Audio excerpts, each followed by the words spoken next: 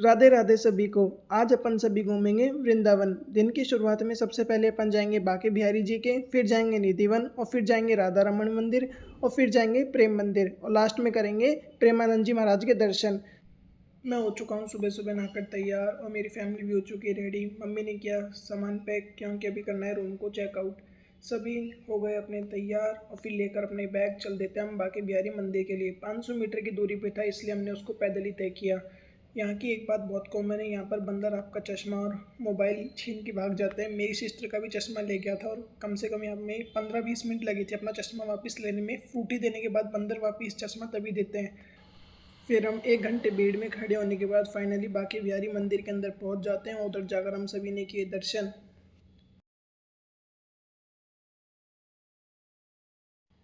बांके बिहारी मंदिर में दर्शन करने के बाद हम सभी ने लिया ऑटो और हम सभी पहुंच जाते हैं निधिवन।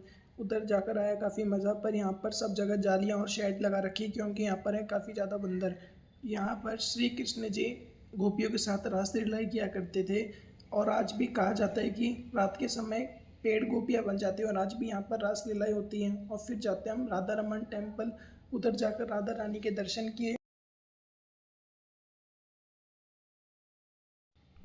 राधा रानी के दर्शन करने के बाद हम सभी ने लिया रूम क्योंकि अब बज चुके हैं 12 बजे के बाद सभी मंदिर हो जाते हैं बंद।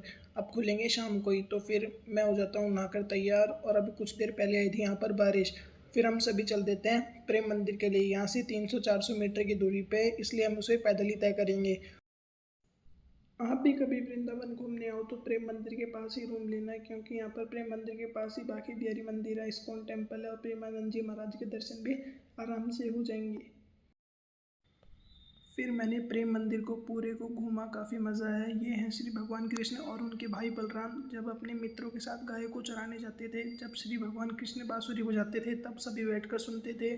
और ये मंदिर बाबा कृपालु ने बनवाया था।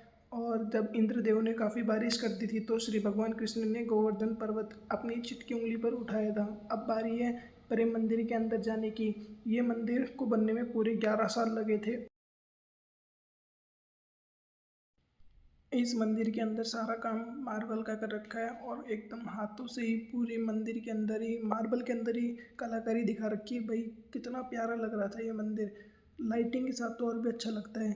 और फिर मैं जाता हूँ फर्स्ट फ्लोर पर। ऊपर भी श्री भगवान कृष्ण और राधा रानी की प्रतिमा रख रखी है और फिर यहाँ पर दर्शन करने के बाद मैं आ जाता हूँ वापस बाहर।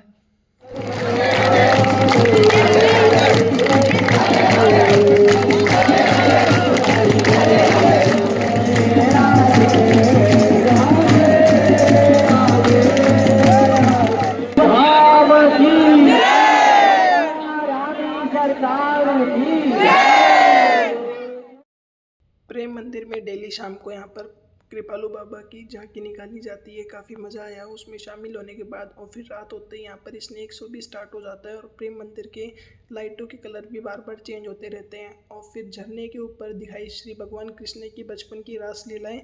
और इसको देखने के बाद हम सभी निकलेंगे हमारे रूम के लिए। और इस्कॉन टेम्पल को हम कवर नहीं कर सके क्योंकि रात के बज गए थे 9 और हो गए थे हम सभी लेट। फिर हम सभी ने की शॉपिंग और रात को किए प्रेमानंद जी महाराज के दर्शन।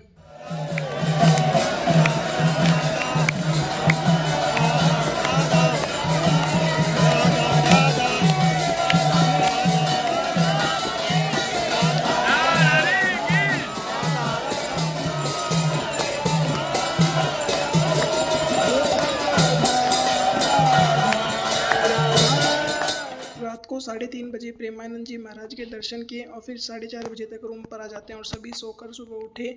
तो फिर किसी में हिम्मत नहीं थी अब गोवर्धन पर्वत जाने की और इस्कॉन टेम्पल कवर करने की। तो फिर सभी हम बैग पैक करके चले जाते हैं रेस्टोरेंट।